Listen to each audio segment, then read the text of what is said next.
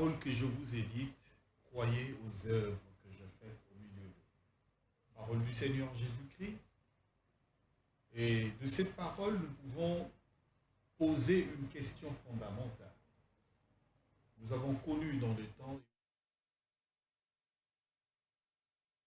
et de la thématique que nous avons choisie, il est bien entendu que le rendez-vous a été donné, le rendez-vous a été pris autour de la grande thématique.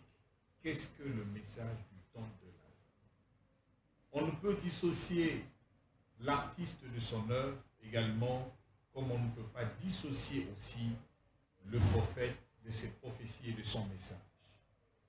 Est-ce que William Marion Branham est lui le messager du temps de la fin? Alors, si c'est lui le messager du temps de la fin, qu'est-ce que le message du temps de la fin? Qu'en est-il de ce message aujourd'hui? Justement, c'est autour de ces questions qui taraudent les esprits que nous avons choisi de recevoir pour vous deux tendances. Le débat religieux de ce soir qui est tellement spécial, nous recevons d'un côté le docteur Renaud Maurice Mbota, qui nous vient de Brazzaville. Il a été pasteur pendant 15 ans au sein du message du temps de la fin, appelé en le commun de mortels le branhamiste. Pasteur Maurice a été branhamiste, pasteur branhamiste pendant 15 ans. Il a exercé pendant 15 ans et c'est après ces 15 années qu'il a eu la révélation de comprendre que William Marion Branham n'était pas le prophète que les gens avaient, le prophète que les gens se faisaient, pour qui les gens se faisaient quand même une idée du fondamental sur qui les prophéties de la Bible le concernaient également. À côté de lui, il est assisté par le docteur Bofi Didier Mpichi, qui est pasteur au sein du ministère Génération Jeune. Bienvenue. Merci, monsieur le journaliste. De l'autre côté, nous recevons la tendance des amis du message du temps de la fin, et particulièrement du côté de l'église primitive, avec le pasteur Pierre Kassambakana. Et nous recevons ici sur ce plateau le pasteur Anthony Chamba, qui est un habitué des débats religieux. Également, tout le temps, dans les grands débats, il est toujours aux côtés du pasteur Pierre Kass. Merci, pasteur Anthony, bienvenue. Merci beaucoup pour l'invitation. Vous assistent également aujourd'hui les autres prédicateurs du message du temps de la fin au sein de l'église primitive. Nous avons le frère Joël Kassambakana, qui est le fils aîné du pasteur Pierre Kass. Il est pasteur du message du temps de la fin, donc de l'église primitive également, de Kisangani. Bienvenue. Nous avons également le frère Étienne Mopa, qui est venu de l'église primitive de Pokola, à Brazzaville aussi. Bienvenue. Nous avons aussi le frère Keya Songtou, qui est de l'église primitive de Ouesso, toujours à Brazzaville. Message du temps de la fin. Et enfin, nous avons le frère Bosongo Marcel. Ça, c'est un nom de l'Équateur. Bosongo. Vous êtes Lokele, Oui.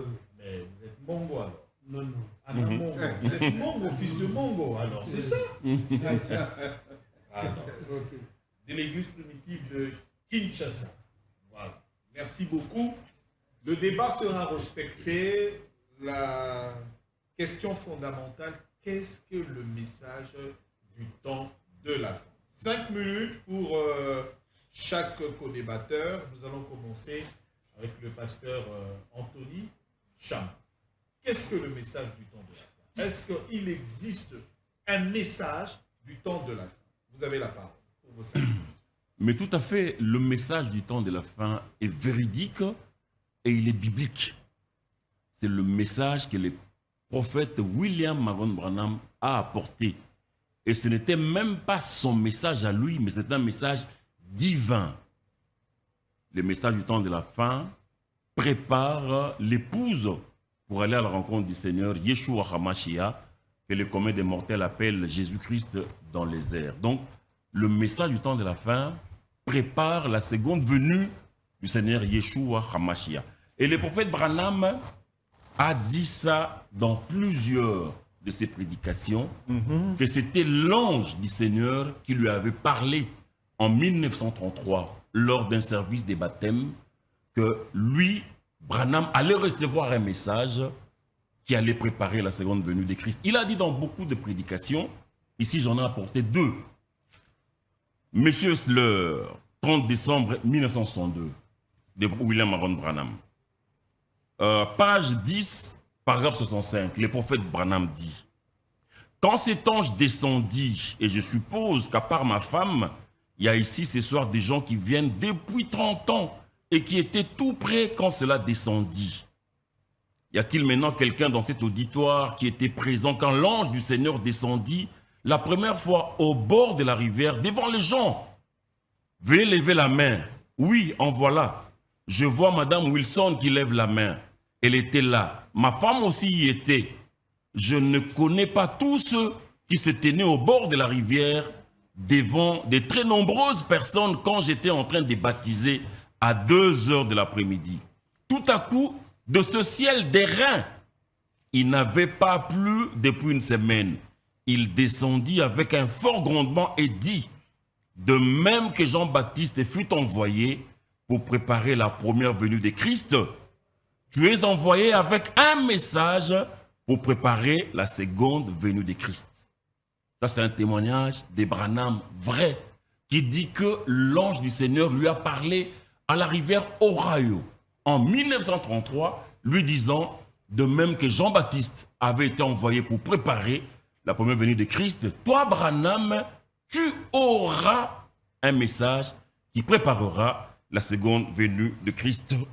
Ça, c'est en 1933, rivière Ohio. Voilà, ça c'est Monsieur Esler, prêché le 30 décembre 62, soir, prophète Branham. Ici, tournez le regard vers Jésus-Christ, Yeshua. Le prophète Branham répète la même expérience. Prêché le 29 décembre 1963, soir. Nous sommes à la page 7, paragraphe 33. Le prophète Branham dit: maintenant, on est plus près qu'on ne croit. Je ne sais pas quand, mais c'est très très proche. Je construis peut-être une estrade pour que quelqu'un d'autre y monte. Je serai peut-être repris avant ce moment-là. Je ne sais pas. Peut-être. Est-ce la semaine prochaine que le Saint-Esprit viendra et ramènera Jésus-Christ? Il viendra peut-être la semaine prochaine. Il peut encore venir ce soir. Je ne sais pas quand il viendra. Il ne le dit pas. Mais je crois que nous sommes si près que je ne mourrai pas à un âge avancé. Bien que j'ai 54 ans, je ne mourrai sûrement pas de vieillesse avant sa venue, à moins que je ne sois tué d'une façon ou d'une autre. La vieillesse ne me tuera pas avant sa venue. Je crois que... Je veux dire ceci, je ne l'ai jamais dit auparavant, mais selon l'Écriture, selon ce qu'il a dit il y a 30 ans, il y a 33 ans, là-bas, sur la rivière, en 1933 plutôt, c'est qu'il a dit, tout est arrivé exactement. Je ne le ferai peut-être pas, mais ce message présentera Jésus-Christ au monde. Car de même que Jean-Baptiste fut envoyé pour annoncer et préparer la première venue, le message soit annoncé et préparer sa seconde venue. Et Jean a dit, voici l'agneau de Dieu qui ôte le péché du monde. Ainsi, cela lui était comparable en toutes choses. Et je sais qu'il le sera. Ce message continuera. Donc nous avons ici 2 brochures où le prophète Branham dit que le message que lui, il allait recevoir. Et c'est ce message qui allait préparer la seconde venue de Jésus-Christ. Ici, nous sommes en... l'ange lui a parlé en 1933. Et ce n'est que 30 ans plus tard qu'il reçut le message du temps de la fin avec la visitation de 7 anges qui sont venus, ils l'ont rencontré en Arizona et ces 7 anges l'ont enlevé, ils l'ont emmené dans leur constellation et une voix lui dit « Retourne à Jeffersonville, car le moment de briser les 7 sceaux est arrivé. » Et de ces 7 sceaux sont sorties des doctrines, dont mariage et divorce, la sémence du serpent et d'autres mystères. Ça, nous pouvons le lire dans d'autres brochures, là où le prophète Branham dit qu'il reçut le message du temps de la fin en 1963 avec la visitation de cet ange. 2 ans avant sa mort. 2 ans après, il mourut. D'accord. Pasteur, vous avez fait exactement 5 minutes. Tout à fait. Le message du temps de la fin, dans la conclusion, donc, c'est le contenu de ce que le prophète William Marion Branham a reçu. C'est l'ouverture des 7 sceaux. Et de cette ouverture des 7 sceaux sont sorties des doctrines, c'est-à-dire des enseignements, divorce, dont mariage la et sémence divorce, du serpent, la sémence du serpent et d'autres mystères, dont la divinité du Seigneur Yeshua HaMashiach, les baptêmes au nom de Yeshua HaMashiach, et d'autres mystères. Pasteur Boris, vous avez suivi avec beaucoup d'intérêt le pasteur Anthony Chamba. Alors, qu'en dites-vous? Bien, je crois que... Excusez-moi. Je crois que j'ai écouté attentivement mon cher ami. Déjà, j'aimerais d'abord dire en introduction qu'il vient de commencer sur une fausse note. Et je me disais qu'on devait entendre mieux que ça, parce que là, il a parlé sans nous circoncire exactement ce que c'est le message de Branham. Alors, pour cette histoire que vous avez contée concernant ce qui s'est passé en 1933,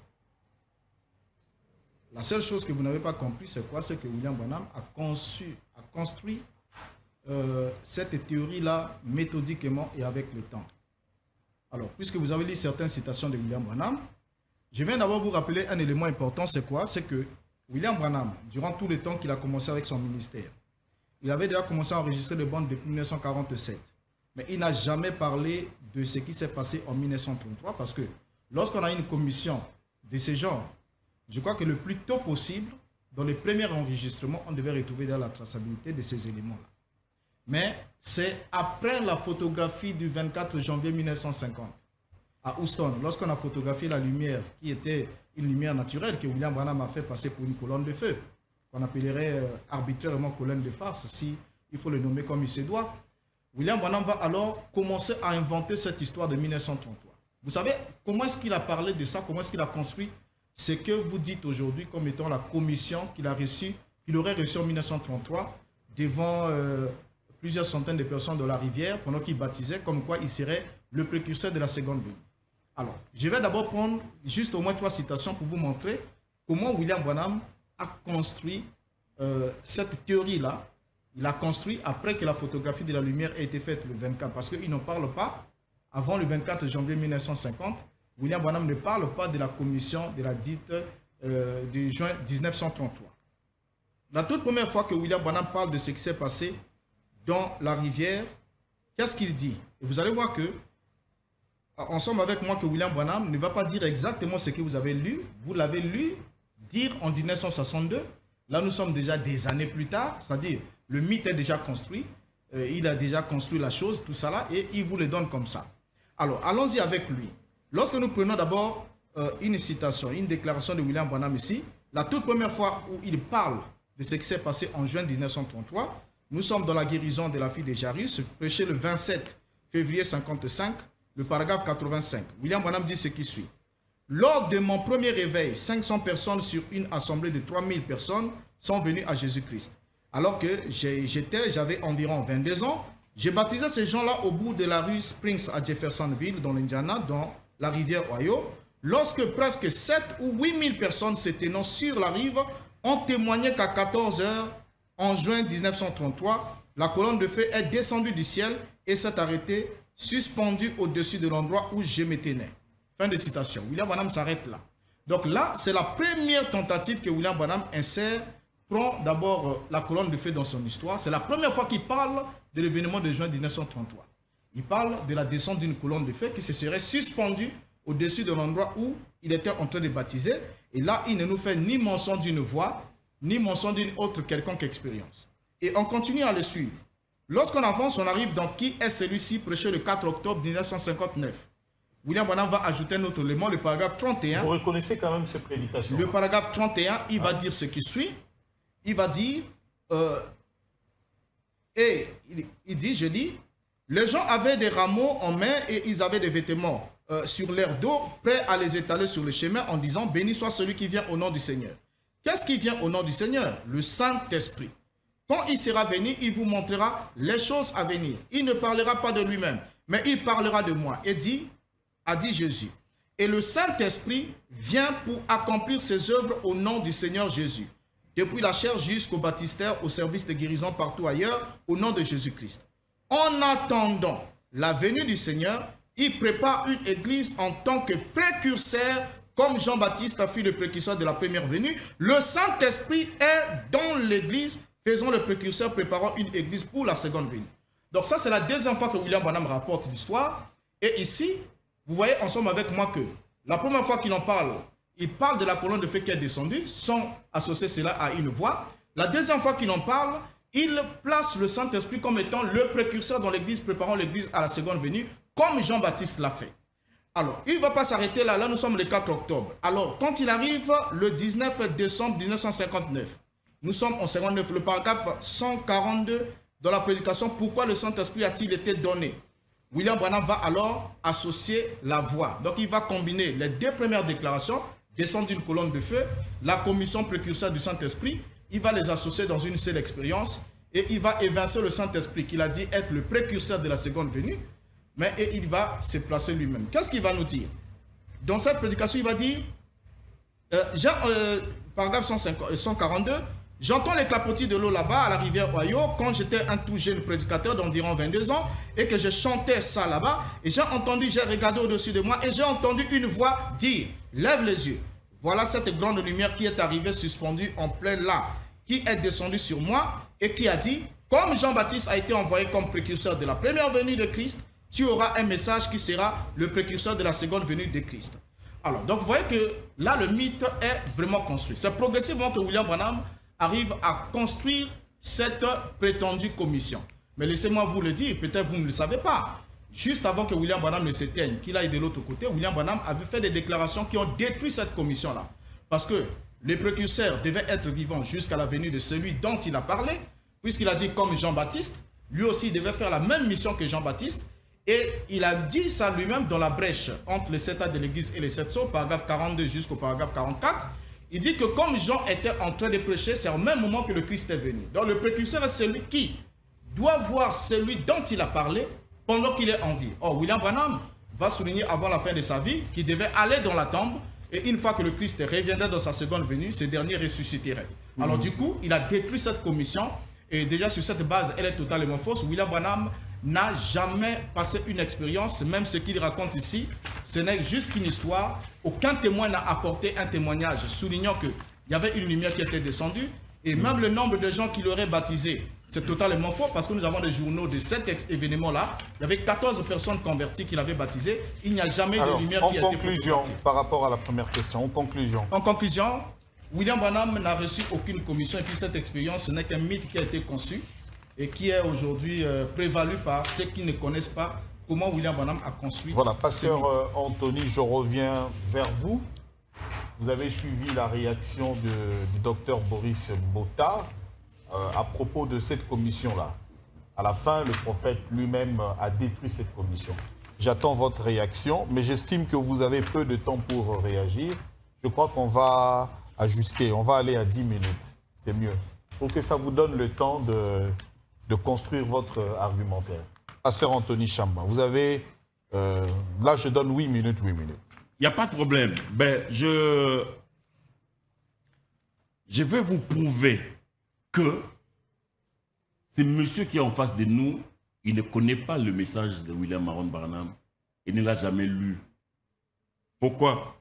Parce que selon sa défense, il a dit, c'est en 1959, dans la prédication, qui est celui-ci? Il a même donné la date.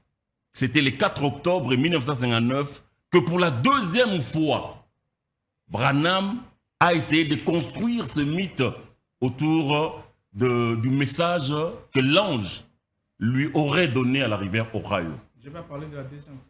Tu as dit que c'était la deuxième fois. Non, j'ai parlé de la première fois et j'ai montré comment il a commencé à construire. Non, mais la première fois, tu as cité une prédication le 24 janvier 1950.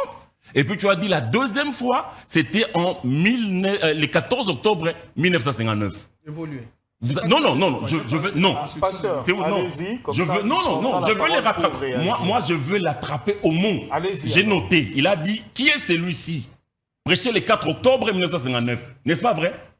C'est vrai.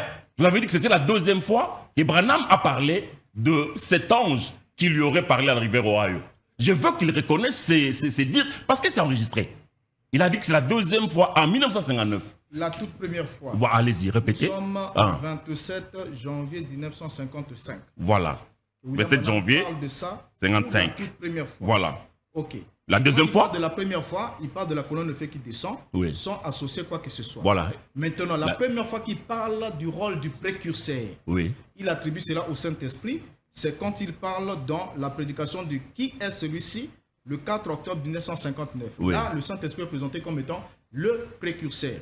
Et lorsqu'il descend... Non, attends, non. Oui. Nous avons deux temps. Oui. 1950, 1955, le 27 janvier, Oui. et vous avez dit 1959. Oui.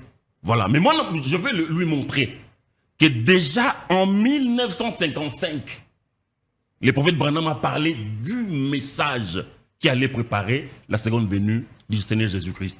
Nous sommes ici dans sa prédication. Comment l'ange est venu en moi? Prêcher ce message de William Marion Branham a été prêché en anglais le lundi soir 17 janvier 1955. Donc nous ne sommes pas en 1959, mais nous sommes en 1955.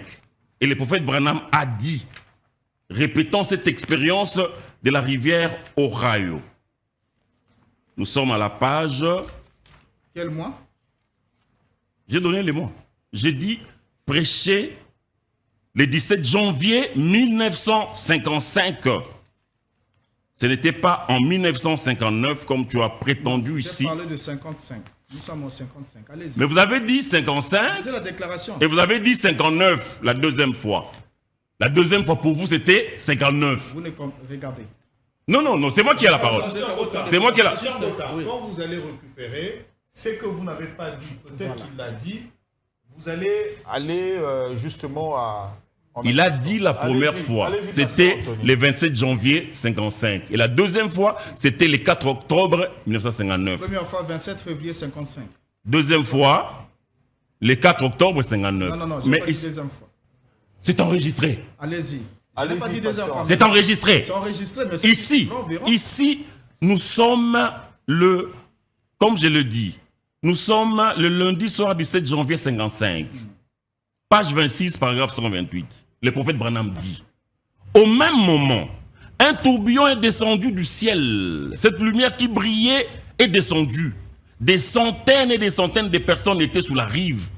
À 2 heures de l'après-midi, un mois de juin, et elle est venue juste au-dessus de l'endroit où j'étais. Une voix a parlé de là et elle a dit, de même que Jean-Baptiste a été envoyé comme précurseur de la première venue de Christ, tu as un message par lequel sera précédée et préparée la seconde venue de Christ.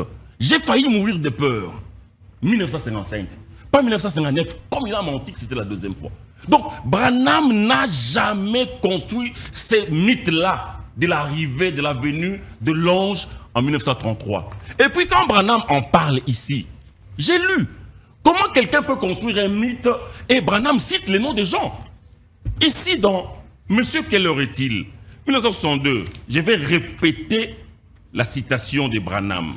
Branham a cité les noms des gens, il a dit, je répète la citation.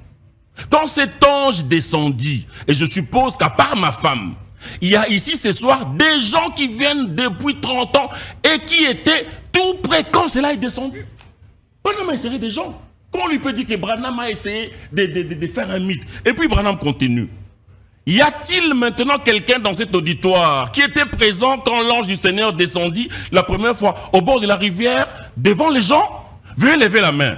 Oui, en voilà. Je vois Madame Wilson qui lève la main. Donc Madame Wilson là aussi est entrée dans cette mythe-là pour que Branham mente. Tu dois être sérieux. Tu as passé 15 ans dans les ministères dans les messages de Branham, mais il ne faut pas venir détruire Branham ici. Tu vois, mais c'est toi qui mens. Parce que Branham cite des gens ici. Madame Wilson qui lève la main. Madame Wilson dit que j'étais là à la rivière Ohio en 1933. Donc ce n'est pas un mythe que Branham construit. Branham dit vrai. Il continue. Y a-t-il maintenant quelqu'un dans cet auditoire qui était présent quand l'ange du Seigneur descendit la première fois au bord de la rivière devant les gens? Veuillez lever la main. Veuillez lever la main. Oui, en voilà. Je vois Madame Wilson qui lève la main. Elle était là. Ma femme aussi y était. Je ne connais pas tout ce qui s'était né au bord de la rivière devant des très nombreuses personnes quand j'étais en train de baptiser à 2 h de l'après-midi. Tout à coup, de ces ciels d'airain, il n'avait pas plu depuis une semaine. Il descendit avec un fort grondement et dit, de même que Jean-Baptiste fut envoyé pour préparer la première venue de Christ, tu es envoyé avec un message pour préparer la seconde. Oh, ici, on ne fait pas de blagues. Nous ne blaguons pas. Branham ne peut pas construire un mythe en citant des gens, en demandant à l'auditoire. 33 ans après, Branham dit, non, ça c'est, je crois, c'est 30 ans après. Branham dit, qui était là pour la première fois lorsque l'ange est descendu à la rivière? Les gens ont levé la main. Branham cite Madame Wilson. Il dit qu'elle était là. Donc Madame Wilson aussi est entrée dans ces mythes de Branham pour construire cette histoire-là. Vous pensez que nous faisons faire des blagues ici? Et puis Branham, comme je vous l'ai dit, Branham en 1963, le 28 février 62 d'abord, il reçut la visitation des 7 anges. Les 7 anges qui lui ont dit « Retourne à Jeffersonville, car le moment d'ouvrir les 7 sceaux est arrivé. » Jeffersonville, c'est sa ville natale. Et Branham en parle ici. Quand il reçut le message du temps de la fin. Nous sommes, il me reste combien de minutes? 1 minute. D'accord, nous sommes le sceau des Pâques. Prêché le 10 avril 1965. Page 35, paragraphe 195. Branham dit, la puissance de résurrection est venue en ces derniers jours. C'est pour cela que je suis en Arizona maintenant même. Il y a beaucoup de gens qui sont ici même, qui étaient ici à Phoenix et qui m'ont entendu vous dire ici même de cette estrade. Ainsi dit le Seigneur. Combien s'en souviennent? Quelque chose était sur le point d'arriver. J'ai vu venir cet ange. Les magazines Life l'a bien montré, n'est-ce pas? Comme un brouillard qui est passé là-haut de 43 km de haut sur 48 de large. Frère Stottman et les autres. Jane Norman qui est assis là au fond. Ils étaient bien là-bas, n'est-ce pas? Quand ces 7 anges sont apparus juste là, sur la colline, en secouant les collines sur des kilomètres à la ronde, comme c'est là. 7 anges s'étaient nés là. Ils avaient une épée d'argent à la main et il a dit, retourne dans ta région d'origine, ouvrir ces 7 sceaux qui sont donnés. Et les voici, la vérité sur le mystère de mariage et du divorce, la sémence du serpent et toutes ces choses qui ont été l'objet de disputes. C'est ainsi dit le Seigneur. Merci. Attends, je termine, comme ça vous allez lui compléter mon temps. Qu'est-ce que c'est? Cette puissance de résurrection qui vient à l'église pour la préparer en cette ère dont nous nous approchons. La puissance de résurrection. Oh Dieu, aide-nous à la recevoir, aide-nous à les croire. Vous voyez, mais cela dépend de l'attitude que vous adoptez quant à savoir si cela va vous servir à quelque chose ou pas.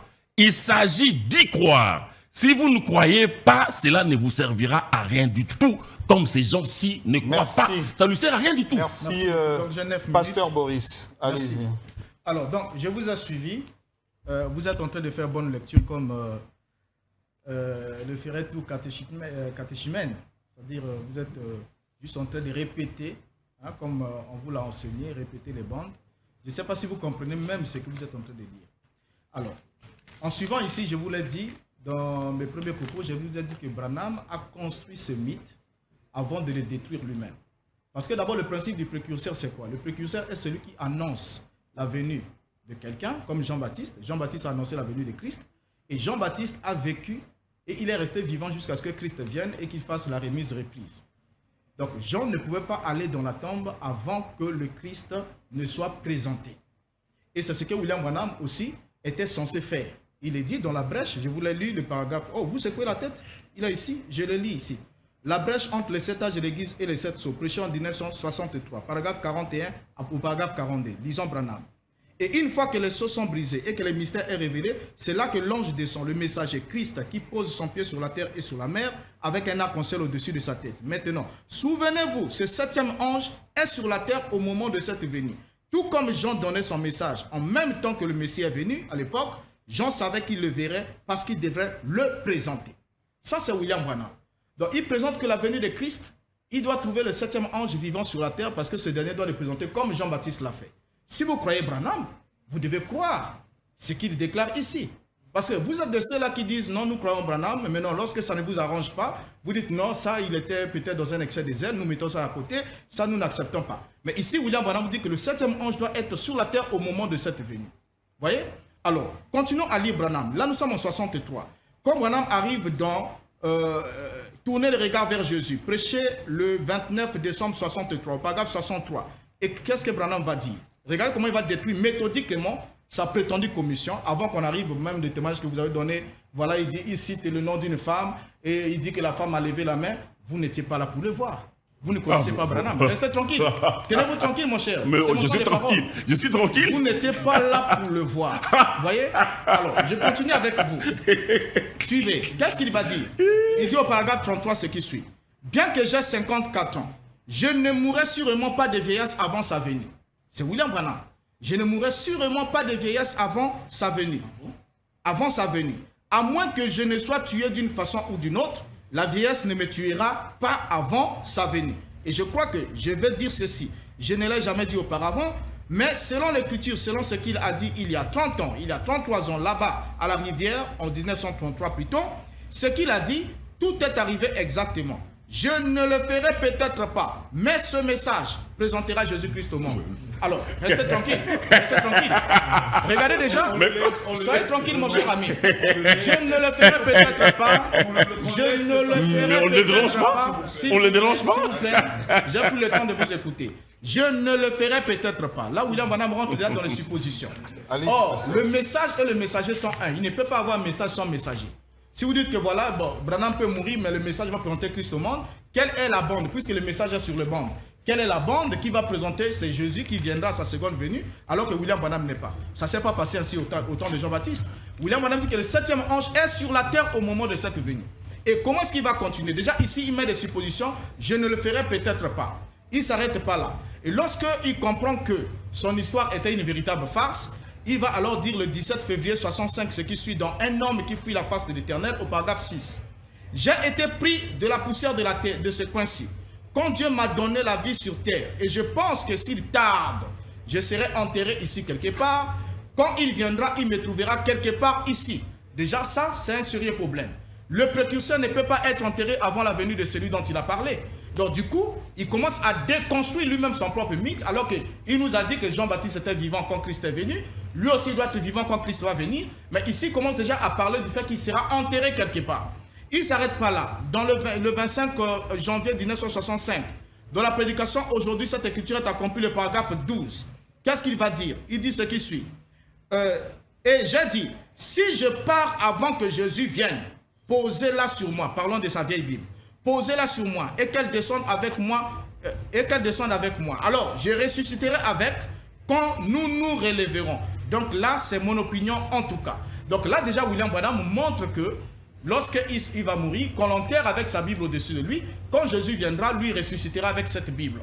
Du coup, il montre qu'il n'est pas le précurseur. Jean-Baptiste n'est pas allé dans la tombe avant que le Christ ne vienne à sa première venue. Donc si la commission là disait, comme Jean-Baptiste fut le précurseur de la première venue, toi aussi tu seras le précurseur de la seconde venue, alors du coup cette commission tombe. Déjà avec cette déclaration, William Branham se tire une balle dans le pied. Il montre que parce que quand le précurseur meurt avant la venue de Christ, cela prouve à suffisance qu'il n'est pas celui qu'on devait attendre. Alors, revenons sur la question du message du temps de la fin. Vous avez parlé du message que William Branham aurait reçu son message en 1962. Parce que j'ai encore combien de minutes, monsieur le journaliste? Allez-y, vous avez encore... 1963, je dis pas... Voilà, vous avez dit en 1963. Ouais. Mais laissez-moi vous dire une chose peut-être que vous ignorez. Vous ignorez sérieusement parce que je comprends que vous ignorez. C'est quoi? D'abord, vous parlez du fait que William Branham a reçu le message en 1963. Et ce message serait, selon vous, la révélation de 7 sceaux, les sceaux qu'il a plagiés chez Clarence Larkin. On n'a pas le temps de vous démontrer à suffisance combien tous les plagiats a été fait. Alors, comment pouvez-vous justifier un élément important? William Branham va dire ceci, en déconstruisant d'abord ce mythe-là du message reçu en 63. Nous avons William Branham qui nous dit en 1965 ce qui va suivre. Donc, essayez de rendre service à Dieu sans que cela soit sa volonté. Prêchez le 18 juillet 65. Paragraphe 166, il dit ce qui suit. Le message du 7e ange, pas quand il commencera à prêcher, mais quand il commencera à proclamer son message. Voyez-vous, pas les années de préparation, mais quand il commencera à proclamer le message, ces mystères seront alors révélés. Là déjà, William Branham fait une distinction entre le fait de prêcher et le fait de proclamer. C'est lui qui le dit. Il dit pas quand il sera en train de prêcher au commencement, mais quand il va faire quoi? Quand il va proclamer, quand il commencera à proclamer son message. Or, avant que William Branham ne puisse proclamer un prétendu message, il doit d'abord l'avoir reçu. Ok? Nous sommes d'accord avec vous. Il doit d'abord le recevoir. Or, en 1962, l'ordre a été donné à Branham, selon ses propres paroles. Dieu lui aurait dit, emmagasine la nourriture, parce que pour que les enfants ne puissent pas aller loin, tout ça là, il faut emmagasiner la nourriture. Donc, William Branham devait emmagasiner la nourriture, devait conserver le message. Mais chose étonnante, vous avez aujourd'hui des bandes de William Branham prêchées depuis 1947, et vous vous nourrissez de ces bandes-là jusqu'en 62. Branham reçoit la commission d'emmagasiner la nourriture en 1962. Et c'est lui qui le dit. Pourquoi est-ce qu'il va le dire? Parlons de l'expérience dite des anges qui seraient venus vers lui pour donner son message. William Branham va signifier, il va signifier dans l'opprobre à cause de la parole ce qui suit. Pour vous montrer qu'avant 1962, selon la propre théorie de Branham que vous êtes en train de soutenir, William Branham n'avait pas de message parce qu'il était juste en train de prêcher et il va nous le dire lui-même plus loin que tout ce qu'il prêchait, il le lisait chez les autres théologiens et il le prenait et il s'appropriait cela pour prêcher cela. Mais c'est en 1963 qu'il va, donc quand il annonce déjà dans l'opprobre à cause de la parole, prêcher le 23 décembre 1962, le paragraphe 25, il parle des anges qui seraient venus vers lui. Il dit, je ne le voyais pas, mais j'avais été amené dans cette constellation sous forme de pyramide qu'il formait à l'intérieur de cette constellation des anges, de 5 anges. Je me suis dit, eh bien, un ange de la mort serait seul. S'il y en a 5, c'est la grâce. J'ai pensé à ça et je me disais, oh, ils apportent mon message. C'est mon deuxième apogée. Ils m'apportent le message de la part du Seigneur. Donc là, nous sommes en décembre 1962. William Branham annonce que les anges sont en train de lui apporter le message de la part du Seigneur. Or, c'est clair déjà, selon cette déclaration de William Branham, que de 1947 jusqu'en 1963, William Branham n'avait pas de message. Parce que durant tout ce temps, il dérobait des paroles chez les autres et il était dans les années de prédication selon ses propres paroles. Donc, les anges devaient lui apporter son message. Donc, ça veut dire que depuis 1947 jusqu'en 62, William Branham n'a pas fait l'œuvre du travail d'un précurseur parce qu'il n'avait pas de message. Il fallait qu'il reçoive le message pour être le précurseur de la seconde venue. Alors, la chose ne s'arrête pas là. Il va le démontrer lui-même quand il va prier dans le 7e sceau, prêché le 24 mars 63, au paragraphe 370, il prie en ces mots pour prouver que les sceaux qu'il avait prêchés étaient la nourriture emmagasinée, le message qu'il aurait reçu. Il dit, je te prie d'aider notre cher pasteur Neville, remplis-le Seigneur de grâce et de puissance et donne-lui de la compréhension afin qu'il puisse prendre cette nourriture emmagasinée et en nourrir les agneaux. Alors déjà là, il est clair que William Branham, de 47 jusqu'à 62, n'avait pas de message. Donc quand vous me lisez une brochure de William Branham prêchée en 1947, 40, 50, ainsi de suite jusqu'en 62, vous êtes en porte-à-faux. Parce que ce que vous lisez, c'est quelque chose qui n'a rien à voir avec le message de Branham. Maintenant, allons un peu, pour ne pas, avant de chuter, on récapitule. Vous avez une minute de vous. Hein. Oui, parce qu'il en avait plus 9. Ouais, allez-y. Oui. D'accord. Alors, pour récapituler un peu, c'est en 1961 que Branham reçoit l'ordre d'emmagasiner la nourriture. Donc, ce qui veut dire qu'il n'avait pas encore de nourriture jusqu'à là. Donc, déjà, tout ce qu'il a prêché jusqu'en 62, ça doit être mis à la poubelle parce qu'il n'avait pas reçu l'ordre d'emmagasiner cela. C'est David Mamalis qui a rassemblé les brochures, les prédications par-ci, par-là, qu'il a prêché de gauche à droite, qui a constitué ce lexique-là, qui a fourni toute une gamme de confusion qui fait qu'aujourd'hui, nous ayons un monde totalement divisé. Alors, William Branham... Conclure, hein? Pardon? Vous allez conclure. Merci beaucoup. Alors, les bandes enregistrées par William Branham depuis 1947 ne sont pas de la nourriture emmagasinée. William Branham va recevoir l'ordre d'emmagasiner la nourriture, donc notamment le sceau, comme vous le dites. Mais laissez-moi vous dire, je vais vous le démontrer dans l'autre prise des paroles, que même le sceau prêché par William Branham, ce n'est pas une révélation de la part du Seigneur, mais c'est un véritable plagiat qu'il a plagié chez Clarence Larkin et chez les autres. Et il ne va pas s'arrêter là, parce qu'avant la fin de la vie de William Branham, nous sommes le 4 décembre 1965, William Branham dit que même ce que vous êtes en train d'entendre maintenant, le message que vous avez maintenant, vous ne devez pas le garder pour demain, vous devez le brûler parce qu'il y a un autre message qui vient. Donc, William Branham meurt en vous donnant l'ordre de brûler même ce qu'il avait emmagasiné. Voilà, pasteur Anthony Chamba, on vous relance maintenant. Parce que le débat est entre vous, on essaye de relancer les questions pour qu'on arrive réellement à la vraie conclusion. Je rappelle aux amis qui nous suivent, nous sommes en direct sur YouTube, tapez Tosungana TV, sur Facebook également, Tosungana TV, et il y a des amis qui nous suivent en direct également sur TikTok, c'est Roland officiel, Roland ISO officiel. Voilà, allez-y pasteur Anthony, vous avez la parole. Bon, je ne sais pas, je sollicite une faveur. Allez-y. Comme nous sommes, ils sont tous des prédicateurs, est-ce que nous pouvons faire le partage de mon temps? Si on peut leur accorder les micros, ils peuvent intervenir et apporter un plus en rapport avec les téléspectateurs qui nous suivent. Parce qu'eux tous, comme ils sont là, vous répondez d'abord. Des prédicateurs du message du temps de la fin. Là où il faute, et je ne sais même pas s'il comprend ce qu'il dit que Branham est le précurseur de la seconde venue de Christ. Mais l'ange ne lui avait jamais dit ça. L'ange n'a jamais dit à Branham que tu es le précurseur de la seconde venue de Jésus-Christ. J'ai lu des citations ici. Il y a un problème de compréhension. L'ange a dit à Branham, en 1933 à la rivière Ohio, de même que Jean-Baptiste a été envoyé pour être le précurseur de la première venue de Christ, toi, Branham, tu auras un message qui préparera la seconde venue de Christ. Donc, Branham n'est pas obligé d'être sur la terre quand Christ va venir. Il prend une citation, la brèche entre les 7 âges, les 7 sceaux et les 7 âges de l'Église, qui est une erreur de Branham, et Branham a corrigé plus tard. Oui, Branham, comme la Bible le dit dans, je crois, Jacques 5, Élie est un homme de la même nature que nous. C'est-à-dire que, en clair, commet des erreurs. Branham a commis des erreurs dans ses enseignements à lui, mais pas dans les ainsi dit les seigneurs. Dans les ainsi dit les seigneurs apportés par Branham, il n'y a pas d'erreur. Mais dans beaucoup, tel qu'il dit là, Branham a copié chez Larkins. C'est vrai, vous avez raison. Branham lui-même le dit ici. Et puis il se corrige. Branham le dit à l'ouverture du premier sceau. Parce que je dis que le message du temps de la fin, Branham l'a reçu avec la visitation de cet ange. Le premier sceau, prêché le 18 mars 1963.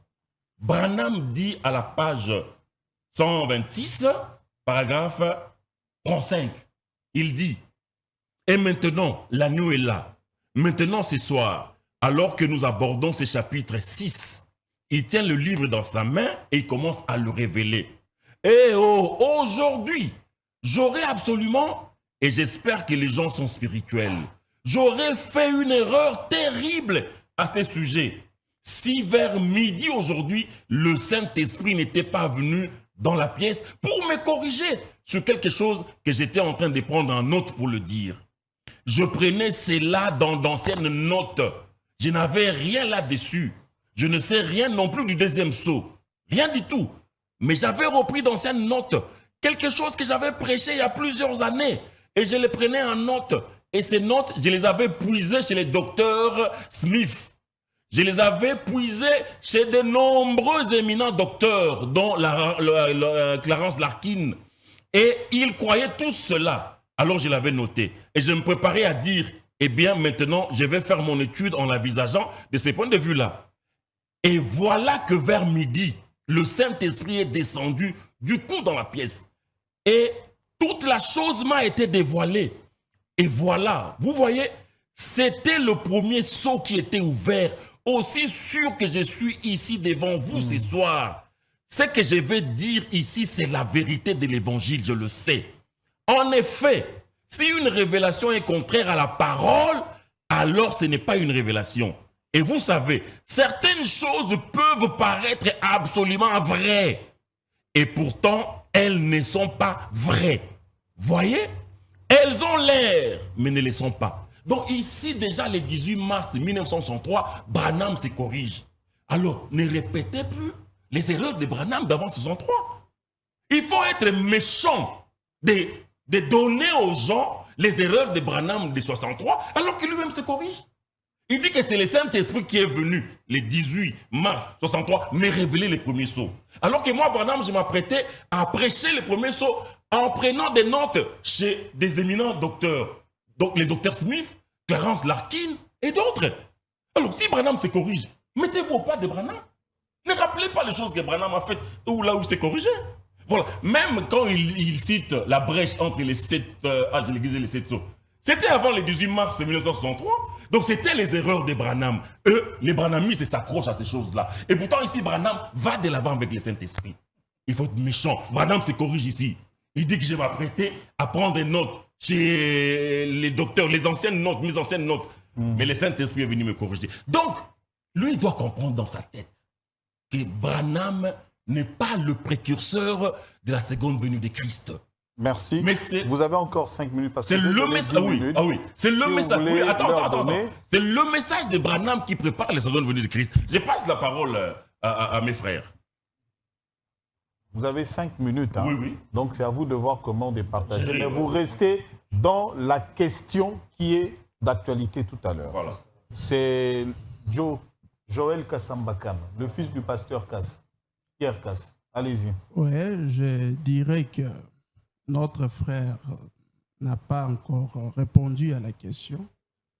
La première que vous avez posée, celle de savoir si il existe un message du temps de la fin. Et quel est ce message? Jusque-là, je pense qu'il n'a pas encore contredit le message. Moi, je vais lui dire que le message existe. Le message appelé du temps de la fin, ce n'est pas une nomination du prophète Branham, non, mais c'est un message biblique. Ça se trouve dans le livre de Daniel au chapitre 12, le verset 4. Cela qu'est sorti cette nomination, message du temps de la fin. Ce n'est pas une invention du prophète Branham. Le Seigneur a dit à Daniel, tiens secrète cette parole et marque-les du sceau jusqu'au temps de la fin. Plusieurs les liront et leur connaissance augmentera. Cela qu'est sorti le message du temps de la fin, indiqué par le Seigneur lui-même. Au verset 8 du même chapitre 12 de Daniel, il dit, j'ai entendu mais je n'ai pas compris. J'ai dit au Seigneur, quelle sera l'issue de toutes ces choses? Le Seigneur lui dit, va en paix, Daniel. Ces paroles resteront gardées secrètes jusqu'au temps de la fin. Et nous voyons bien qu'il lui a été demandé de garder un message scellé par le sceau jusqu'au temps de la fin. C'est ce message qui est révélé par l'apôtre Jean dans l'Apocalypse chapitre 5 qui montre que le message en question, il était scellé de 7 sceaux. Et les 7 sceaux ont été donnés bel et bien à un homme sur la terre. Et il s'appelle William Marion Branham. Quand tu veux montrer que ces sceaux-là ne sont pas vrais, j'aimerais t'entendre me dire ce qui est faux dans ce que le frère Branham a révélé dans les 7 sceaux. C'est lui qui est venu avec ce message de 7 sceaux. Voilà pourquoi il est appelé messager du temps de la fin. Maintenant, vous dites aussi une autre chose. Vous dites que non, il devait être là jusqu'au retour du Seigneur parce qu'il doit présenter le Seigneur. Mais vous êtes ignorant que la seconde venue du Seigneur est totalement différente de la première. Je voudrais qu'on utilise un mot beaucoup plus apaisé. C'est un débat ignorant, ça frappe trop. Hein, non, ignorant. Il ignore.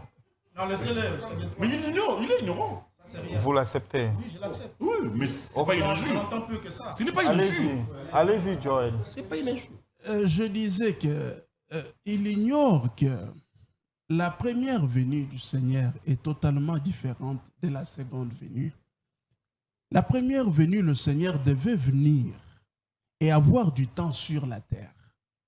Voilà pourquoi Jean devait être là pour le présenter physiquement aux gens que c'est celui-ci. Mais dans la seconde venue, le Seigneur n'aura pas du temps ici sur la terre. Le Seigneur descend dans le désert, il s'arrête dans le désert. Et c'est lui qui fait appel aux gens sur la terre pour qu'ils le suivent. Il n'y aura pas quelqu'un qui doit montrer encore aux gens ici sur la terre. Non, voilà, le Seigneur, il est là. Non. Alors voilà pourquoi l'ange avait dit au prophète, tu auras un message. Amen. Ce message sera le précurseur de ma seconde venue. Ça veut dire, le message apporté par les frères Branham nous sanctifie aujourd'hui, nous purifie aujourd'hui, pour que quand le Seigneur viendra ce jour-là, et qu'il lancera cet appel, que nous soyons de ceux qui entendront cet appel-là. Ce n'est pas une personne physique qui va parler, non. Quand vous lisez dans le livre des Thessaloniciens, il est dit que c'est à la voix, pas d'un ange terrestre, mais d'un archange, que le Seigneur lui-même descendra du ciel. Que le mort en Christ ressusciteront premièrement. Et le vivant seront transformés avant de monter ensemble avec les morts, pour les morts ressuscités, pour aller à la rencontre avec le Seigneur dans le désert. Dans cette écriture-là, tu ne placeras pas une personne là qui jouera les rôles de Jean-Baptiste. Il n'y en a pas. Merci. Il n'y en aura pas. 10 minutes. Très bien. Merci, frère Joël. Bon. Pasteur Bota, vous réagissez. Merci beaucoup. Voilà. Le docteur prendra la parole. J'ai écouté mes amis parler parce que jusqu'ici, je ne sens rien de percutant dans vos propos. J'aurais même souhaité que ce soit le pasteur Casse lui-même qui soit là. Non, non, non. Mais restez tranquille. Nous sommes tranquilles, oui. Soyez tranquille. Nous sommes tranquilles. Vous agitez pourquoi? Nous sommes tranquilles. J'ai dit c'est un souhait. J'aurais souhaité qu'il soit là parce qu'il vous envoie à l'abattoir. Parce qu'il savait bien. Mais tu as battu qui? Tenez-vous tranquille. Mais nous sommes tranquilles. Regardez. Tu vois pas? Regardez. Quand vous dites que William Branham a reçu un message, je vous ai dit que tous les messages de William Branham, 90% du message de William Branham, c'est un véritable plagiat. Si vous avez besoin que je vous donne une démonstration, vous savez ce que c'est un plagiat, non? Un plagiat, c'est le fait de s'approprier l'œuvre d'un autre auteur et de le faire passer pour son œuvre à soi-même. Alors, William Branham était censé révéler, paraît-il, le mystère de Dieu. Et il a donné la définition d'un prophète. Et il est dans la définition d'un prophète, donc Christ est révélé révélé dans sa propre parole. Et lorsqu'il parle au paragraphe 12, qu'est-ce que Branham dit? Branham dit que le prophète, c'est un homme qui est conçu de manière à attendre les pensées de Dieu afin de les traduire en parole. Là, c'est une fausse définition d'un prophète, parce que le prophète n'est pas le traducteur de la parole. Ça, au niveau de la parole de Dieu, ce n'est pas ça. Il est l'interprète divin de la parole. Ce n'est pas aussi ce que Dieu dit. Mais le prophète, c'est un porte-parole, c'est un messager. Il entend et transmet à qui de droit ce qu'il aurait reçu de la part du Seigneur. Et une fois que la parole de Dieu est scellée en mystère, cette parole ne peut pas être connue ailleurs qu'au temps convenable et par la personne appropriée. Or, avant que William Branham vienne, William Branham a trouvé des gens qui ont travaillé sur la compréhension du livre d'Apocalypse. Et avant 1963, si vous ne savez pas, William Branham puisait chez Dr. Smith.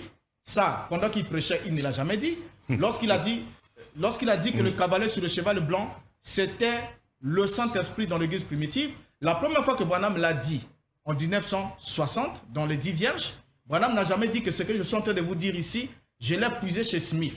C'est quand il arrive en 1963, voulant changer de source de plagiat, William Branham va inventer l'histoire des anges. Et ensuite, qu'est-ce qu'il va faire? Laissez-moi vous démontrer. Qu'est-ce qu'il va faire? William Branham va dire exactement, point par point jusqu'au virgule, exactement ce que Clarence Larkin a dit. Si vous ne connaissez pas l'ouvrage de Clarence Larkin, tapez même sur le net The Book of Revelation. Entrez là, vous verrez que tout ce que William Branham a prêché se retrouve là au point et à la virgule. J'ai ici juste un extrait, je peux vous lire juste une déclaration de Branham sur l'explication sur le cheval, les cavaliers sur le cheval blanc, qui était un mystère qui attendait que Branham vienne révéler. Mais déjà en 1918, Clarence Larkin avait dit cela et Branham a répété la même chose mot à mot. Parlons du Superman de Satan, parlons de l'Antichrist, et cavalier sur le cheval blanc, par toutes les explications, Branham le fait. J'ai fait un travail qui se trouve même sur YouTube, sur ma chaîne Renaud Boris Mota. J'ai démontré des plagiats depuis le premier saut jusqu'au dernier en mettant côte à côte les propos de Clarence Larkin et les propos de Branham jusqu'au 7e saut. Donc Branham n'a pas un message. Alors, suivons ensemble avec vous. Lorsqu'on arrive sur le point que vous avez évoqué, comme mon cher ami là-bas a évoqué que voilà, Branham, le message du temps de la fin d'abord de la Bible, il va nous prendre l'écriture de Daniel, lorsqu'il a dit à Daniel, tiens, sécrète ces paroles et scelle-les dans un livre, car ils seront gardés scellés jusqu'au temps de la fin. Plusieurs le liront et la connaissance augmentera. Mais il s'agit de quelle fin? Il ne s'agit pas d'une fin aujourd'hui qui serait projetée à 2000 ans. Parce que quand le Christ, lorsque l'ordre a été donné à Daniel, il a dit à Daniel de sceller les paroles du livre parce qu'ils seront compris au temps de la fin. Donc ce livre sera lu au temps de la fin. Or, quand un livre est scellé, la lecture est impossible. Ça veut dire que la compréhension n'est pas possible. Mais lorsque le Christ est venu sur la terre, démontrant qu'il était arrivé, parce que la Bible dit bien que Christ est arrivé au temps de la fin, c'était le temps de la fin de l'ère juive pour ouvrir un autre ère.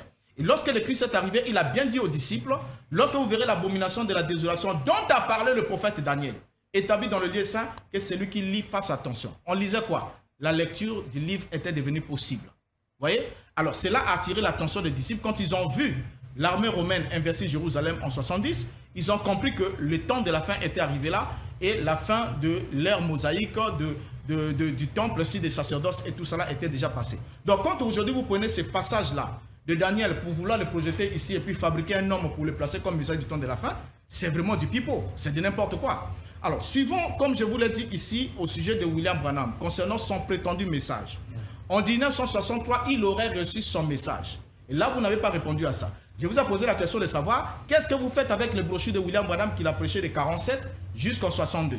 Vous n'avez pas de réponse. Et c'est même honteusement que vous dites une chose comme ça.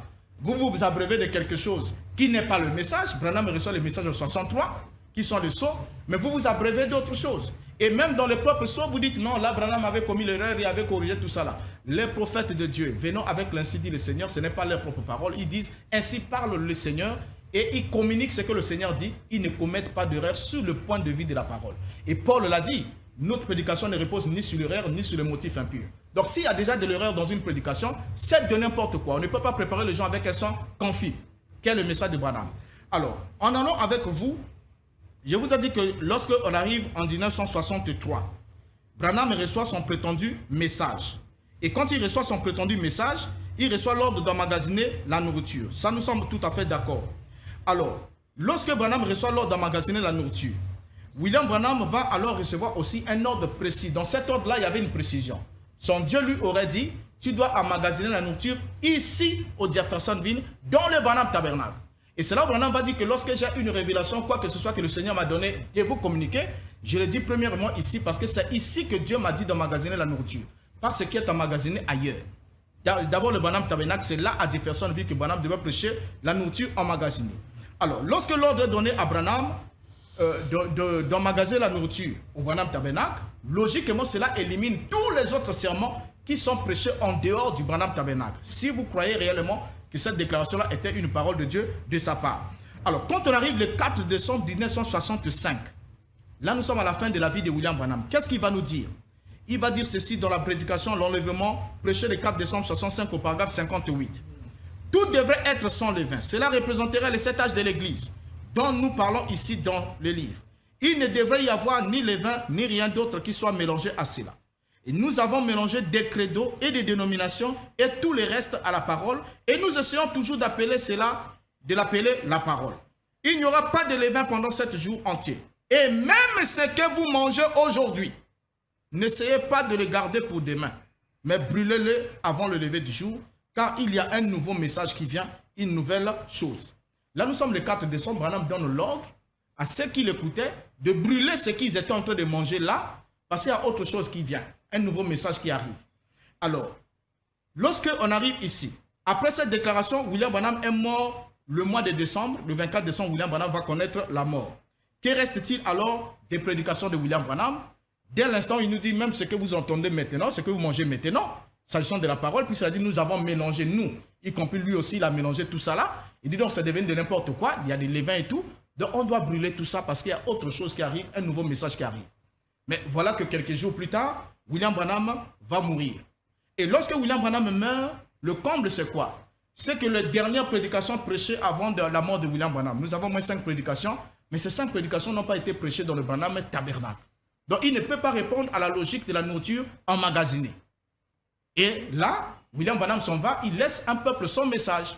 Et ce qui démontre aussi à suffisance la gamme de confusion qu'il y a dans le monde dit du message, parce que vous avez une branche ici, une ici, une ici, une ici, une ici, là. cela montre qu'une tour de Babel, c'est-à-dire une connaissance humaine, voulait s'élever vers les hauteurs divines, et Dieu a renversé cette tour de Babel, ce qui donne toute une confusion, qui fait que nous avons ceux des castes qui vont là-bas, qui vont dire non, Apocalypse 10 ne concernait pas Branham, alors que Branham lui-même dit que ça les concernait. Donc, vous avez d'autres là-bas qui disent non, Luc 17:30, c'est Branham, c'est Dieu qui rentrait dans la chair humaine, d'autres non, il s'était né à côté, et vous avez toute une gamme de confusion. D'autres non, il faut se marier, d'autres non, la sémence du serpent, tout cela. Alors, ce que vous ne comprenez pas avec moi, et avec William Branham, c'est quoi d'abord un élément important? Est-ce que vous avez déjà compris que William Branham avait un problème mental? Est-ce que vous avez compris ça? Un problème mental. C'est pas moi. Est-ce que vraiment vous avez compris cela? Il va le dire en 1965, à la fin de sa vie. Il va confesser et nous faire l'aveu de son état mental pour la première fois. Ah bon? Tout le temps que William Branham a parlé, vous l'avez cru, vous l'avez suivi, mais vous n'avez jamais compris de quoi il souffrait. Et il va le dire lui-même. Dans la prédication sur les ailes d'une colombe, prêchée le 28 novembre 1965, paragraphe 137, il dit ce qui suit. Toute ma vie, j'ai été un névropathe, souligné névropathe. J'arrive. Petit garçon, j'ai été frappé d'un mal qui m'a effrayé. Cela m'arrivait à peu près tous les 7 ans. Frère Jack se souvient, lorsque j'ai débuté, que j'ai quitté le champ de travail pour une année car quelque chose venait d'arriver. Au paragraphe 143, il ajoute, « Et vous ne savez pas à quel point j'ai souffert. C'était une oppression mentale. C'était une oppression mentale.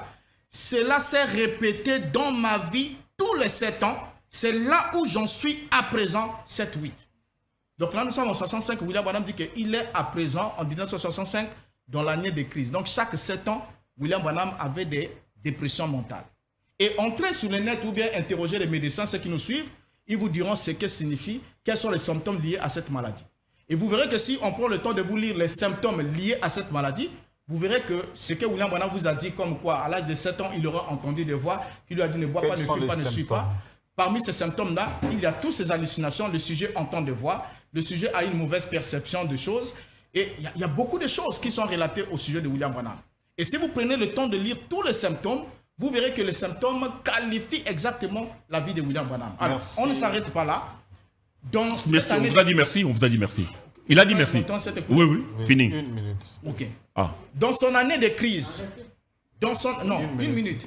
Dans ces années de crise, vous allez constater que William Branham, chaque 7 ans, entrait dans une année névrotique. Et ils ont dit, c'est une oppression mentale. Donc, quand quelqu'un est mentalement oppressé, il n'est pas psychiquement dans son bon sens. Ce qui fait que quand vous arrivez en 1958, William Branham vous parle de la doctrine de la sémence du serpent, comme quoi Ève aurait commis l'adultère, et ensuite il nous emmène balader. Quand il arrive en 1965, il va dire que la femme n'a pas été créée par Dieu, mais elle a été créée par Satan. Merci. Il a façonné, Merci, il a donné docteur. la forme qu'elle a pour séduire. Voilà, le merci fils de docteur. Dieu. Votre réaction directe, allez-y. Vous avez vos 10 minutes aussi. Très bien. Je prends 5 minutes et puis je laisse derrière moi 5 minutes. Il dit que Branham n'a pas un message. C'est sorti de sa bouche. Il dit, Branham a plagié chez Clarence Larkin. Est-ce qu'il peut nous montrer là où Clarence Larkin a prêché la polygamie? Que l'homme peut épouser plusieurs femmes. Parce que Branham a dit que la polygamie est une institution de Dieu. Il a même pris des écritures, beaucoup d'écritures. Est-ce que dans vos recherches, vous pouvez prouver aux téléspectateurs, peut-être lors d'une prochaine émission, amenez-nous les déclarations de Larkin, là où Larkin a prêché la polygamie. Voilà. Parce que la polygamie ne rigole pas comme un... Bon. Allez-y. Parce que la polygamie, c'est la grande révélation du message de Branham. Branham révèle, j'ai la prédication ici avec moi, dans cet enseignement, mariage et divorce, Branham révèle qu'un homme peut épouser autant de femmes, comme David, comme Salomon, comme la continuité de la Bible tout entière. J'aimerais voir là où Larkin a dit la même chose que Branham est parti puiser. Là, je vais vous respecter. Parce que vous dites que Branham n'a aucun message. Mais moi, j'ai amené à la télévision le message de Branham. Dans le message de Branham, dans le mariage et les divorces. Et là-dedans, Branham révèle que la polygamie est une institution de Dieu. Branham révèle que Dieu a donné autant de femmes à David, 500. Salomon avait épousé 1000 femmes. Branham révèle même que Jésus-Christ enseigne la polygamie dans Matthieu 5, 32. J'aimerais voir là où Larkins a prêché sur la polygamie.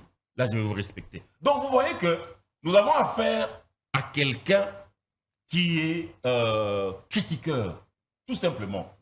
Déjà en 1900, je pense, Branham l'a dit ici, en 1960, au 3e saut, Branham était confronté aux mêmes gens. J'ai même dit, Branham met KO les faux prédicateurs. Branham était confronté aux mêmes gens qui sont venus lui dire en 1960 que son message était faux. Regardez, le 3e saut, page 261, paragraphe 284. L'autre jour, j'ai dit là-bas à Chicago, alors qu'il y avait ces centaines de prédicateurs, est-ce que quelqu'un ici était à cette réunion? Bien sûr, à cette réunion à Chicago. J'ai dit, bon, vous êtes tous là à dire que vous pensiez me faire venir ici pour me prendre en défaut. À peu près le même nombre que ceux qu'on a dans cette salle en ces moments. J'ai dit, qu'est-ce que vous avez contre moi? J'ai dit, il y a 3 nuits, le Saint-Esprit m'a montré où chacun de vous se trouverait et que nous ne serions pas dans cette... Demandez à Karl si c'est bien vrai. Et il y avait Hanks et les autres. C'est vrai, vous étiez tous là, vous l'avez entendu. J'ai dit, vous en avez contre moi à cause de mon enseignement. Voilà ce qu'il y a. Maintenant, que l'un de vous vienne donc ici, qu'il présente sa Bible et qu'il vienne se placer à côté de moi et en démontrer la fausseté. C'était le groupe le plus silencieux qu'on ait jamais entendu.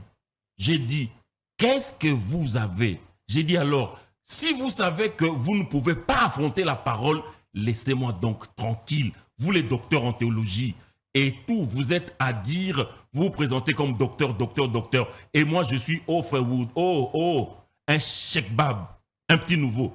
Je n'ai pas d'instruction, je ne suis pas allé au séminaire ni à l'école. Mais prenez donc votre Bible et venez vous placer ici à côté de moi. Venez démontrer la fausseté de la sémence du serpent, du baptême au nom de Jésus ou de n'importe lequel de mes enseignements. Personne n'a dit un mot. Déjà, Branham le dit ici. Venez démontrer ici devant moi la fausseté de la sémence du serpent. Nous sommes en 1960. Personne, aucun prédicateur. Les gens qui étaient représentés à l'époque de Branham, ils étaient une centaine. Personne n'a dit. Branham dit, c'est le groupe le plus silencieux.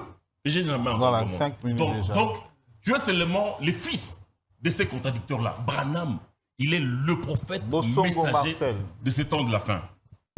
C'est vous qui complétez. Oui. Allez-y. Oui. Nous sommes très contents d'être devant des contradicteurs comme ça.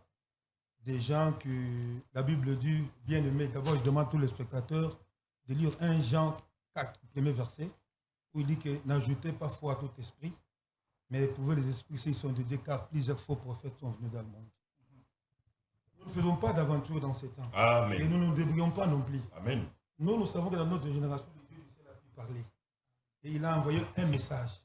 C'est le message de la Bible. Ce sont des écritures qui se trouvent dans la Bible et ces écritures ont toujours été là. Mais nous parlons de la lumière d'histoire qui a éclairé ces écritures et que nous envoie nous aussi aujourd'hui pour que nous puissions voir ce qui est écrit. D'abord, le message de l'évangile des temps de la fin est tiré de Malachie 4, 5, 6. C'est la restauration. Parce que vous savez, juste après le départ des apôtres, par exemple Jean, Jacques, André, Philippe, Paul, les erreurs dans l'enseignement se sont introduites dans l'Église. Et le Seigneur avait promis, il dit, Élie viendra. Même Yeshua, quand il était sur la terre, on lui a posé cette question, à Matthieu 17. Pourquoi est-ce que les scribes disent-ils qu'Élie doit venir premièrement? Il a dit oui, il est vrai, il est sur la terre, Yeshua était là. Il a bien dit qu'il est vrai qu'Élie doit venir et rétablir toutes choses. Les livres sur qui est la Bible, c'est ça les livres qui étaient scellés des 7 sceaux. Amen. Et les 7 sceaux ont été ouverts ici en 1963. C'est là que Frère Branham dira que oui, la Bible m'était devenue nouvelle. Et c'est là qu'il a dit que si dans ma vie, je prêchais quelque chose d'inspiré, c'était bien en ce moment-là. Vous voyez? Alors, la restauration de toute chose, la restauration de la parole, ça veut dire devrait nous ramener à la foi de nos pères, le Père apostolique.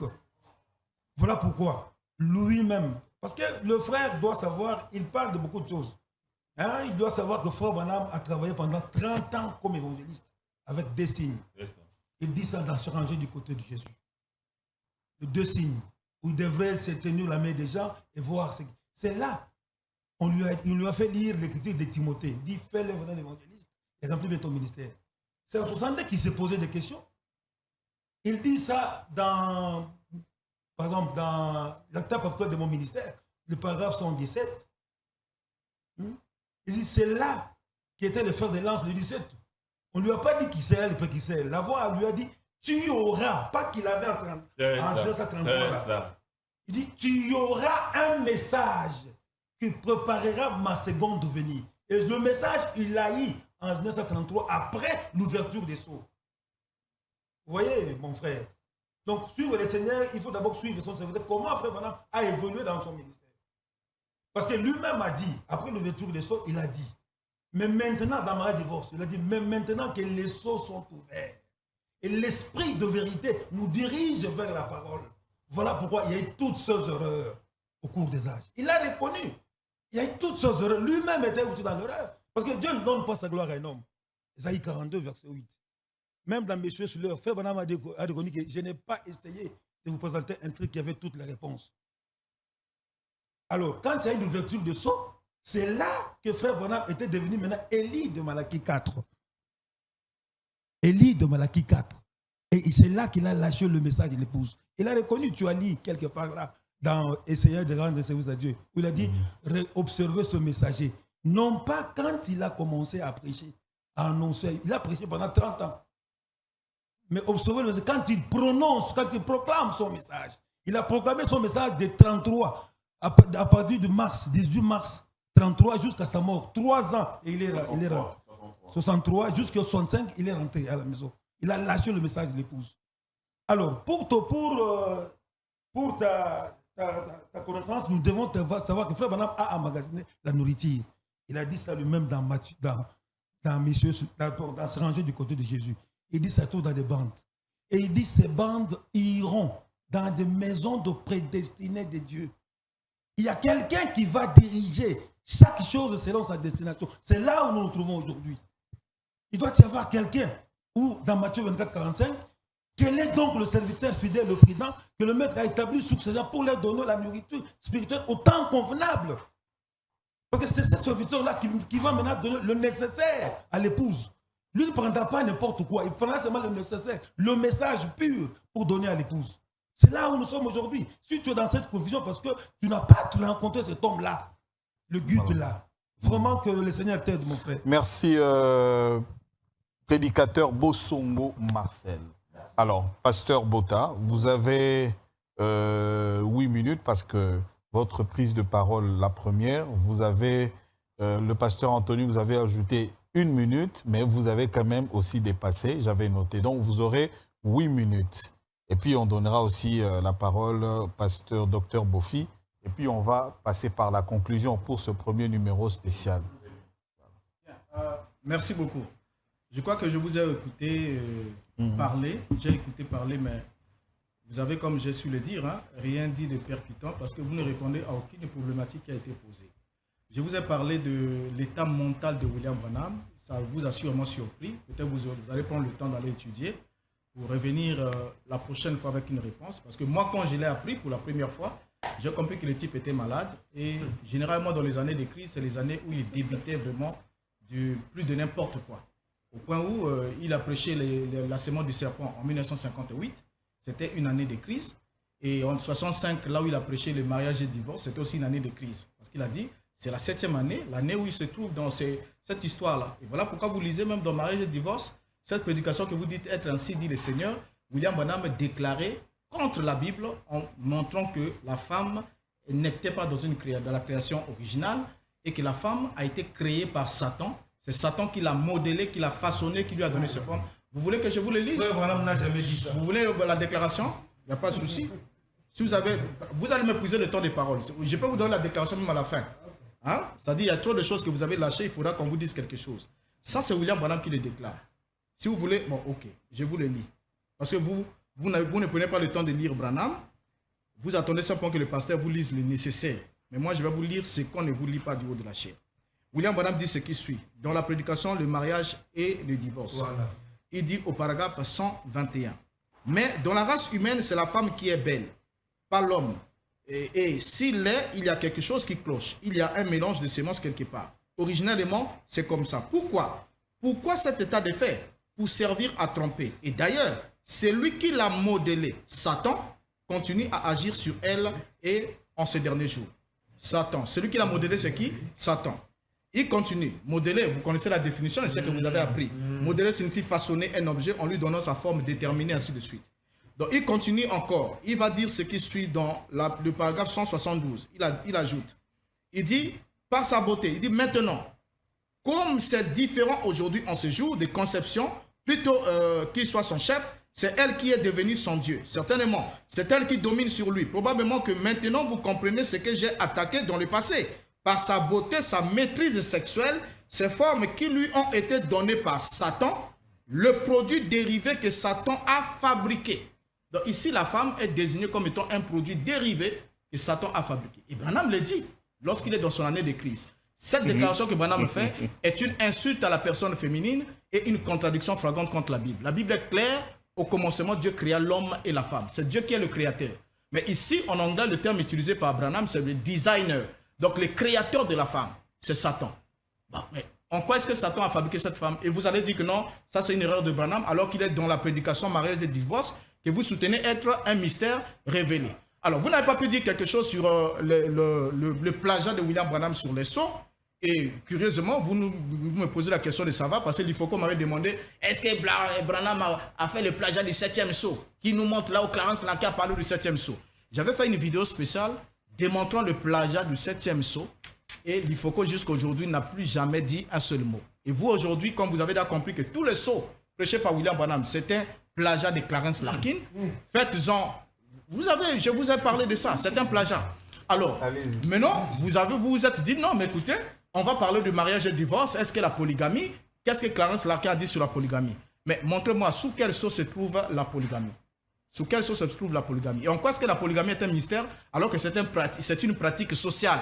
Toutes les sociétés d'autant avaient la pratique de la polygamie comme des autres pratiques qui sont là. Alors en quoi est-ce que cela attendait que Branham vienne pour dire aux gens que voilà, il faut être polygame, alors qu'il y a eu des polygames qui ont été sur la terre avant William Branham. C'est vraiment du n'importe quoi. Et on pourra revenir sur un autre sujet, sur une thématique. Ça, j'aimerais avoir Cass lui-même devant moi. Non, tu l'auras pas. De cette question. Ben, ok. Nous sommes là. Nous en venons. Donc, comprenez ensemble avec moi que William Branham n'a pas de message. Tout le message de William Branham, c'est de syncrétisme, c'est un plagiat qu'il a fait dans les documents et les travaux des autres. Et je l'ai déjà démontré, faute de temps ici. Rejoignez-moi sur ma chaîne YouTube, suivez la vidéo et laissez un commentaire. Et vous allez effectivement voir que William Branham n'avait pas de message sur le plagiat. Alors, je vous ai souligné un élément important. En 1965, il vous a dit, brûlez ça parce qu'il y a un nouveau message qui arrive. Lequel? C'est ce que vous n'avez pas brûlé. Lequel? C'est lui qui vous a dit de brûler. Oh, oui, mais vous Alors, lequel? vous ne le croyez pas? Non, donnez-nous le nouveau message. Ah, voilà. Oui. Donc, vous comprenez que le type était dans... Donnez-nous le nouveau, oui. Mais donnez-nous le Parce nouveau qu'il message. Il ne vous donne rien, il ne vous laisse rien, mais il vous demande de détruire ce que vous aviez, il vous a déjà donné. Il y a le nouveau Vous message. comprenez? Nous sommes en 65. Oui. Il a dit, c'est là que je suis dans l'année des troubles. Oui. Et c'est cette année-là qu'il vous a demandé de brûler tout. Oui. Ok? Ça, c'est un élément. Oui. Ensuite, l'autre élément, je vous ai souligné. Le nouveau vous tapez message. la poitrine, non, vous tapez la poitrine comme quoi. Le nouveau message. Comme quoi, le message de Branham est venu à partir de 1963. Mais qu'est-ce que vous faites avec les brochures prêchées de 47 jusqu'en 62? Vous devez être assez honnête de mettre ces brochures à la poubelle et de ne pas les utiliser. Parce que Branham reçoit l'ordre en 62 d'emmagasiner la prétendue nourriture.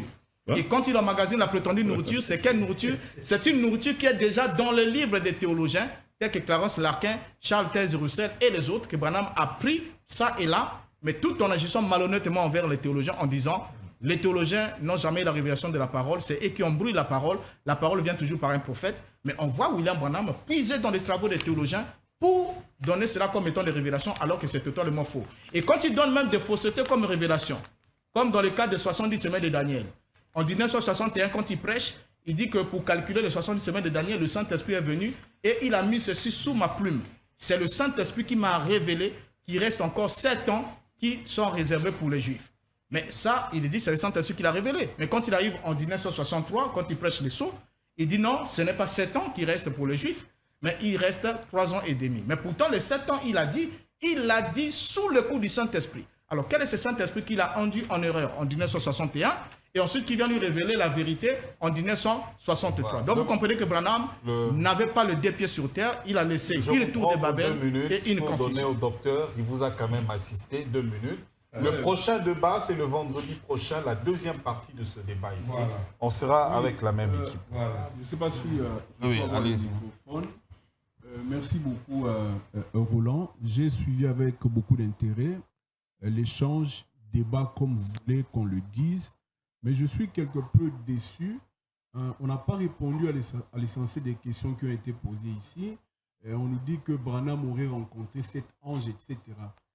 Galates chapitre 1 verset 8 dit, même si un ange venait vous annoncer un message, si celui-ci est contraire à ce que moi, Paul, je vous dis, cet ange-là ne vient pas de Dieu, par conséquent, il doit être maudit. Quand vous suivez, je ne sais pas comment on le dit, les musulmans, ils ont la même prétention que le prophète Mohammed aurait rencontré un ange qui lui aurait dit des choses. Réfléchissons, raisonnons par l'absurde. Si vous dites que l'ange m'a dit des choses, alors vérifions. Quand on décortique le message, le prétendu message de Branham, on voit que c'est un message éclectique, je veux dire un message, il y a des mélanges, il y a beaucoup de confusion à telle enseigne qu'on se demande quel ange lui aurait rencontré. La vérité, c'est quoi? Quand on parle du message du temps de la fin, on devait d'abord chercher à répondre à la question de savoir qu'est-ce qu'on entend par le temps de la fin. Je crois que quand Pierre a reçu le Saint-Esprit, il était en train de prêcher, je suis dans les Actes des Apôtres chapitre 2, il a dit, ce que vous voyez là, ce n'est pas de l'ivresse, mais c'est ce que le prophète Joël a annoncé, que dans les derniers jours, je répandrai de mon esprit, etc. etc. Donc, si parler des derniers jours, suppose qu'il y a aussi les premiers jours. Et les derniers jours ont commencé justement avec cette effusion du Saint-Esprit. Donc, je dis ici que le message du temps de la fin a commencé à être prêché d'abord par les apôtres à Jérusalem. Et ce message était répandu jusqu'au jour d'aujourd'hui. Et on voit Jésus terminant sa mission dire, allez, faites des hommes de toutes les nations, des disciples, enseignez-leur et baptisez-les, je suis avec vous jusqu'à la consommation de ce système de choses. Donc, je voudrais conseiller, exhorter à mes frères qui sont en train de nous suivre, laissez parler la Bible, soyez édifiés par l'Écriture. Je suis scandalisé, brochure, où est la part de la Bible dans tout cela? Je termine par cette parole. Il est dangereux de lire la Bible à la lumière des autres livres. Il est dangereux de lire la Bible à la lumière des brochures. Lisons la Bible et soyons édifiés parce que le Saint-Esprit nous donne comme message. J'ai dit et je vous remercie. Alors, pasteur Anthony, vous allez clôturer. Le prochain débat, c'est le vendredi prochain avec la même équipe, la même configuration. Vous avez 3 minutes. Bon, voilà. Les derniers jours et les temps de la fin, lui doit comprendre que c'est différent. Les derniers jours, comme le prophète Joël a dit, dans les derniers jours, je répondrai de mon esprit sur toute chair. Mais les temps de la fin, les frères Joël avaient déjà dit, Daniel 12:4. Toi, Daniel, tiens secrète ces paroles jusqu'au temps de la fin. Plusieurs les liront et la connaissance augmentera. Les temps de la fin, c'est là, ici, Malachie 4. Le Seigneur dit, Malachie 4:1. Voici le jour vient, ardent comme une fournaise. Tous les hautains et tous les méchants seront comme du chaume. Le jour vient, les embrasera, dit l'Éternel des armées. Mais avant ce jour-là, le Seigneur dit dans Malachie 4:5-6, voici, je vous enverrai les prophètes. Avant la venue du jour de l'Éternel, jour grand et redoutable, il ramènera les cœurs des pères à leurs enfants. Jean-Baptiste a accompli cela. Et les cœurs des enfants à leur père, William Branham a accompli cela. Maintenant, lui, il ne sait pas que c'est Satan qui a modelé la femme. Le prophète Branham te dit ça dans Mariage et Divorce. Il te dit, regardez dans l'espèce, dans toute l'espèce. Chez les animaux, ce sont les mâles qui sont les plus beaux. Mais chez l'homme, il n'y a que la femme qui est la plus belle. Ne dérangez pas, s'il vous plaît. Ne dérangez pas. Ne dérangez pas. Et quand il prend l'écriture de Genèse 1, je crois 27, pour dire qu'au commencement, Dieu créa l'homme et la femme, il ne sait même pas que la femme dont on parle là, ce n'était pas un être humain. C'était l'esprit féminin dans l'esprit masculin. Ce n'était pas un être humain. C'est seulement dans Genèse 2 que Dieu a pas créé la femme. Dieu a formé la femme et l'a donnée à Satan. C'est Satan. C'est Satan. Mais Satan est venu. Parce que Satan. Non, ne dérangez pas. Ne dérange pas. Comment ça déranger? Mais parce que Satan ne pouvait pas séduire la création originelle. Comme la femme n'est pas dans la création originelle, la femme, c'est un sous-produit. La femelle du taureau n'a pas été formée avec une côte du taureau. La femelle du crocodile n'a pas été formée avec un os du crocodile, ni l'antilope, ni la poule. Mais il n'y a que la femme qui a été formée et non pas créée. Ça, c'est des choses que Branham a enseignées clairement. Comme toi, tu es ignorant. Merci. Tu ne peux pas comprendre, tu ne peux pas comprendre ça. Donc les défis est relevé. Les défis est relevé. Nous disons, Branham a un message. C'est la sémence du serpent, mariage et divorce, l'ouverture de cette eaux. C'est ça le message du temps de la fin qui prépare l'épouse pour aller rencontrer le Seigneur. Donc, comme l'ange avait dit à Branham, tu auras un message qui préparera la seconde venue de Christ. Merci beaucoup. Vous nous avez suivis avec beaucoup d'intérêt. Le rendez-vous est pris pour le vendredi prochain à 19h. Vous allez suivre les différentes rediffusions toute la semaine de ce débat ici. Il n'y aura pas un autre débat que celui-ci toute la semaine. Et le vendredi, on revient à la même heure pour la deuxième partie de ce débat. Et nous allons relever justement dans le premier débat les éléments pour lesquels les questionnements n'ont pas trouvé de réponse. Et il faudrait qu'on y revienne, même pendant 10 minutes, pour qu'on donne ces réponses-là et qu'on évolue avec le débat. On pose la question parce qu'il s'agit, le débat est autour d'un homme, du prophète William Marion Branham. Est-ce que toutes les prophéties données par Branham ont trouvé leur accomplissement? Est-ce que réellement le message du temps de la fin, c'est selon réellement ce qui est dit, comme le pasteur Anthony l'a dit, ce message révélé aujourd'hui dans mariage et divorce, la sémence du serpent, l'ouverture de cette eaux. Voilà. Et Branham a dit c'était le groupe le plus silencieux. Merci. Quand je leur ai demandé de montrer la fausseté de la sémence du serpent. Et qui également peuvent croire à ce que le pasteur Bota a dit. Que ce n'est que le syncrétisme puisé du plagiat par-ci par-là. Même la sémence du serpent là a existé depuis le 2e siècle chez les gnostiques, les mystiques et tout ça là. Ça n'a jamais été un mystère qui devait être révélé par William Branham. Merci beaucoup.